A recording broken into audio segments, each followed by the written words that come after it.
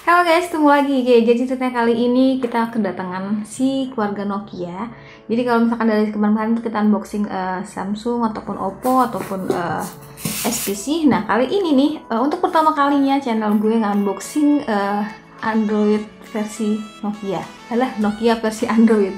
Ya, jadi kalau kalian masih ingat kita tuh pernah unboxing 3310 dan handphone entry levelnya si Nokia. Nah kali ini kita itu mau unboxing Nokia 8. Oke. Jadi kalau misalnya runtutannya kan ada Nokia 2, Nokia 3, dan Nokia 5, tapi kita langsung ke Nokia 8 karena harganya yang lumayan bikin wow. Jadi harga resminya itu sekitar 6.500.000 dan karena kemarin ada flash sale di Lazada, gue dapetin dengan harga 5.999 atau sekitar 6 jutaan. Oke, langsung aja kita buka boxnya ya. Wow, ini boxnya lumayan gede ya, kayak SPC kemarin. Oke, dan ini dia handphonenya, terlihat cakep. Ntar kita taruh dulu ya. Lalu di boxnya itu ada, ada skupnya lagi. Oke, di dalamnya ada USB Type-C. Mana tuh, kelihatan nggak? Iya, gitu. Lalu nextnya juga ada earphone-nya, dan juga ada earbud-nya juga. Barangkali buat gonta-ganti gitu ya. Ini kayaknya sih kelihatannya cakep ya, menjanjikan ya. Kita lihat aja suara bagus atau enggak. Jangan dipakai sih biasanya sih. Oke, ada kepala charger dengan output 2,5 ampere. Harusnya ini fast charging-nya guys. Cuman nggak ada keterangan sih. Oke. Lalu ada apa lagi? Ada surat cinta dari Nokia yang isinya itu ini kartu garansinya dan list service center ada di mana. Udah ini banget sih, kalau brand Nokia mah udah nggak diragukan lah ya untuk service center di mana aja.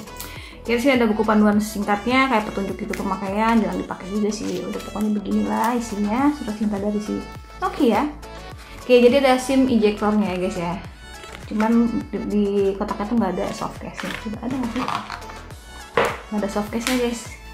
Oke, langsung aja kita balik ke handphonenya guys. Yuk. Oke, balik lagi ke handphonenya. Oke, jadi ini dia handphonenya. Kita langsung aja letak untuk bagian handphonenya guys.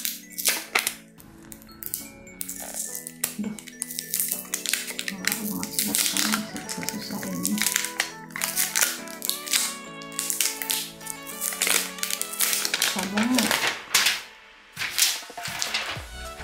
Wow.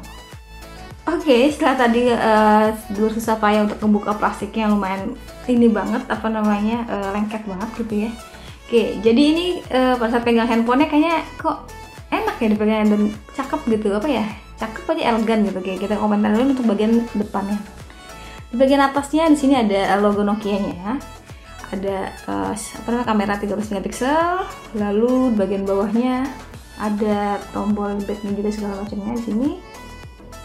Oke, untuk tombol kontrol volumenya ada di bagian kanan dan juga tombol power. Di sini emang kelihatan ini berasanya nggak terlalu tebel ya, emang kayak rada nggak terlalu menonjol gitu, jadi kurang solid menurut gue sih.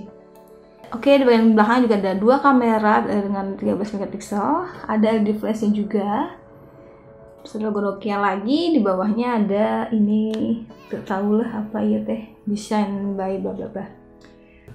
Oke, dan bawahnya ada port USB-nya dan juga ada dua lubang kayaknya untuk pengait gantungan gitu sih guys. Oke. Lalu untuk jack audionya di mana? Ada di atas. Oke.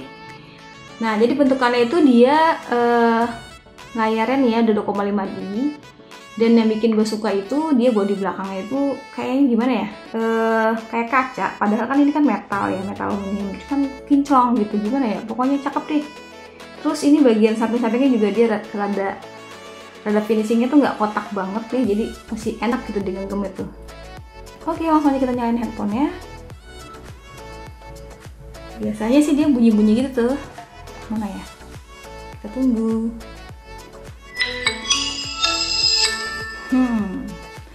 Jadi ciri khas dari Nokia-nya ringtone-nya masih ada ya.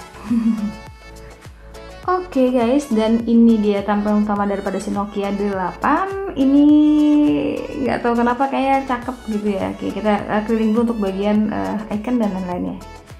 Oke, jadi ini bawaan Android yang biasa. Kita lihat ada bloatware-nya, ada beberapa bloatware di sini kayak ada Babe, ada apa lagi nih? Sisanya itu sih nggak ribetin juga. Oke, jadi bawaannya masih nyugut ya guys. Tapi kalau misalkan kalian tengok di channel-channel lain gitu, teman-teman lain itu udah Oreo. Artinya bisa diupgrade ke Oreo. Nextnya kita mau cek untuk bagian spesifikasi RAM-nya dan internal memory. Oke, jadi RAM-nya itu 3 GB, yang udah kepake itu sekitar 1,2 GB dan sisanya itu 2,4 GB. Untuk internal memorinya yaitu 64 GB dan udah terpakai sekitar 14,98 GB. Sisanya lo hitung sendiri ya. Baterainya itu dia 3000 mAh ya. Kurang lebih kalau nggak salah, lupa aku. Oke, untuk internal memorinya itu dia 64 GB. Bila misalkan masih kurang kan bisa nambah dengan pakai micro SD, tapi yaitu pilihannya kalian aktifin 2 SIM sekaligus atau 1 SIM dan 1 micro SD. Jadi dia hybrid ya untuk handphone ini. Oke guys, beralih ke bagian kameranya. Mana ya, ini dia. Jadi kamera itu dibilang katanya 13 megapiksel untuk bagian belakang dan juga 13 megapiksel kamera depannya. Oke, ini untuk settingan daripada kamera belakangnya. Oke, untuk kamera belakangnya di sini tersedia untuk flashnya. Kalian bisa setting, sudah ada menu HDR-nya, ada timer, dan ini untuk beralih ke bagian kamera depan. Dan ini ada, ada warna, ada dual, dan ada mono. Bedanya apa? Oke, jadi mono itu lebih black and white. Ada dual itu dia belakangnya kayak ngeblur gitu, dan ada warna. Oke, dia fokus ke warna tapi standar, apa namanya, bukan standar, ke warna tapi dia nggak begitu ngeblur belakangnya. Oke, jadi tadi ini kita klik ininya. Oke, sekarang beralih ke bagian kamera depannya. Ini ada kamera depan biasa yang kayak gini. Yes, gitu pokoknya. Terus menunya nggak ada di sini, nggak ada gitu, nggak ada segala macam, jadi udah otomatis harusnya. Untuk kamera, jadi di bagian atas itu untuk kamera belakang dan bagian depannya itu kamera, di bawah itu bagian kamera depan. Coba kita foto ya. Kalau pakai video bisa nggak ya? Oh bisa juga guys. Oh bisa. Jadi semisal kalian lagi mengabadikan momen di depan dan sambil ngomong untuk bagian kamera depan masih bisa gitu guys. Jadi ini tadi dual itu untuk kamera depan dan kamera belakangnya. Kalau menurut gue sih baiknya gitu ya.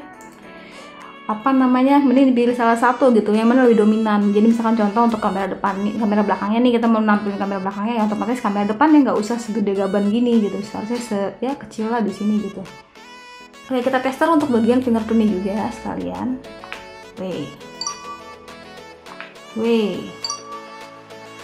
Woi, jadi lumayan cepet ya untuk fingerprintnya ya. Tadi sepintas ngeliat sini tuh ada kayak AOD-nya gitu guys. Jadi di sini ini di bagian atas. Jadi pada saat kondisi layarnya tuh mati, di sini ada bagian jamnya, ada persentase daripada sisa baterainya, ada juga info daripada ada telepon nggak sih, ada SMS nggak sih gitu. Oke, segitu aja unboxing dari gue. Jadi kesimpulannya, kalau menurut gue pribadi, ini bodinya lumayan cakep, bodi belakangnya ya. Dia itu tadi gue bilang metal tapi kayak kaca, dan ya lo tau lah ya, kaca pasti akan sering banyak bekas gitu, tapi it's okay sih, nggak masalah sih. Gue suka bagian bodi belakang, finishing bagian samping-sampingnya ini bikin dia ramping, nggak bikin baku, bukan baku, kaku banget itu enggak. Lalu untuk tampilan depannya sendiri terbilang nggak tahu kenapa sih, kayaknya ininya dagunya tuh kayak kelebaran gitu guys, atas bawahnya gitu. Jadi kayak kurang seksi gitu. Tapi itu nggak masalah sih, itu sih selera ya. Tuh. Tapi ini sih udah beneran juara sih menurutku sih untuk handphone seharga 6 juta dengan spek yang lumayan flagship banget ya. Jadi ya nggak ada salah sih kalian cobain handphone ini. Oke, segitu aja dari gue. Jangan lupa like videonya, terus kalian juga bisa subscribe juga channelnya. Terus kalian bisa komentar tentang nih handphone, menurut kalian gimana handphonenya? Apa kemahalan, apa kemurahan, atau apa gitu, terserah deh kalian deh. Gue juga udah bingung sini Nokia kenapa banting harga banget ya untuk handphone yang flagshipnya gitu. Sedangkan yang Nokia 2, 3, dan 5 kemarin tuh menurut gue sih speknya rada cere dan harga juga lumayan mahal gitu. Oke, sekian dari gue. Jangan lupa like juga videonya, jangan lupa subscribe juga channelnya. Dan sekian dari gue lagi. Saatnya bilang see you, bye-bye.